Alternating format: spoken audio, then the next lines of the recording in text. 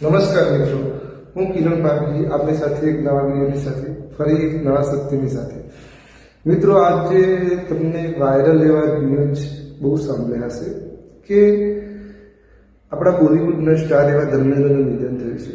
પણ મિત્રો, એ ન્યૂઝવાળા અને ઘણા ક્રિએટરો એવું જણાવતા હશે કે ધર્મેન્દ્રના નિધન થયા છે. પણ મિત્રો, એ એક જાતની અફવા છે, એક ખોટી વાત છે કે ધર્મેન્દ્રના દીકરી એવા એશાએ અત્યારે ટ્વીટ કરી છે કે મારા પપ્પાની તબિયત સારી છે અને એમનું સ્વાસ્થ્ય સારું છે.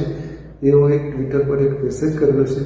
મિત્રો, ઘણીવાર મીડિયાવાળાની પણ ભૂલ થતી હશે, કોઈ એવા સમાચાર મળતા હશે જેના કારણે એમને જણાવ્યું છે.